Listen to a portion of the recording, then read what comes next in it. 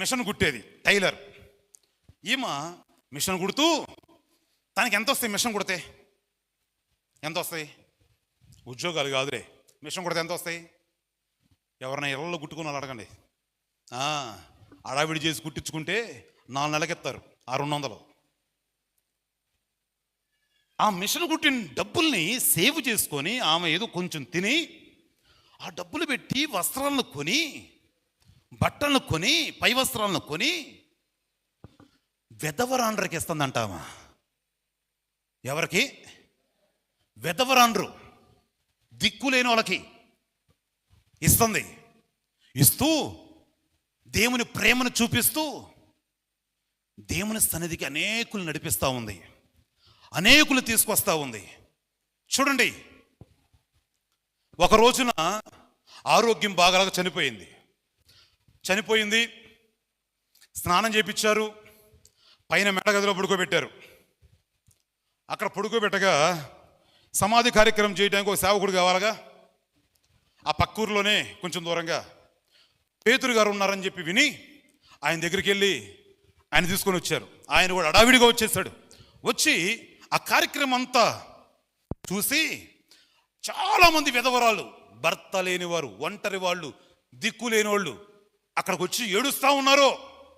ఆ బట్టలు, ఆమె కుట్టి తీసుకొచ్చిన బట్టలన్నీ చూపిస్తా, ఇగో మాకు ఆదరించిన వాళ్ళు లేరు, మాకు సహాయం చేసిన వాళ్ళు లేరు, ఇదిగో ఏమా మాకు ఇవన్నీ కుట్టి తీసుకొచ్చి మాకు ఒక తండ్రిలాగా మారిందని, ఒక తల్లిలాగా మారిందని చూపిస్తా ఏడుస్తూ ఉంటే పేతురు ఇది చూసి లోపలికి వెళ్ళి ప్రార్థన చేసి తబితా లే అన్నాడు.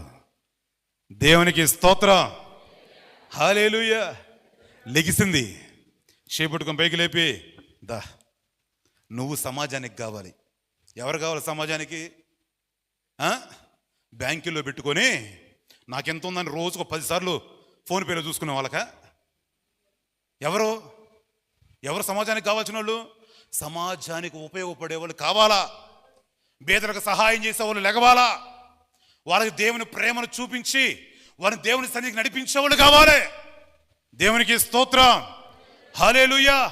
చనిపోయిన ఆమెను లేపి నువ్వు ఈ సమాజానికి ఈరోజు కావాలరా. ఇప్పుడు వెళ్ళిపోతాట నువ్వు, రాబడిరా. బయట తీసుకొచ్చి వాళ్ళకి అప్పగించి, ఇదిగో మీ తబిత, లేక ఇదిగో మీ దొరక్క, తీసుకోమని. వాళ్ళందరూ ఒక 50 మంది ఉంటే అక్కడ 50 మంది సువార్థికులై ఉంటారు నాకు తెలిసి. ఆ దేశమంతా వ్యాపించబడిందంట. దొరకని దేవుడు లేపాడు. ఆమె చేసిన ఉపకారాలని, లేకపోతే ఆమె చేసిన మేలుల్ని, ధర్మ కార్యాలని దేవుడు జ్ఞాపకం చేసుకున్నాడు. అలాగే మీరు మేలు చేస్తున్నారని తగిన సమయం ముందు ఖచ్చితంగా పంట కోసుకుంటారు. మీరు చేస్తే దాని ప్రతిఫలం మీరే కాదు, మీ పిల్లలు కూడా అనుభవిస్తారు. దేవుడికి స్తోత్రం, హల్లెలూయా. నేను మాటలు ముగిస్తున్నాను. మనం విన్నవారు మాత్రమే ఉండకూడదు. వాక్యాన్ని విని ఇంటికి వెళ్ళిపోయి మర్చిపోయే పనికి మనలోకి ఉండకూడదు. వాక్యాన్ని విన్నాం, వాక్య ప్రకారంగా బ్రతకడానికి నీ మనసును సిద్ధపరచుకో, నీ ఆలోచన మార్చుకో, సరి చేసుకో. ఇక సిద్ధపడు. దేవుడికి ఇష్టడుగా బ్రతకడానికి, దేవుడికి ఇష్టరాలుగా బ్రతకడానికి. ఎన్నాళ్ళు బతుకుతాం? ఈ రోజు ఉన్న రేపు కనబడుతున్నారు మీకు?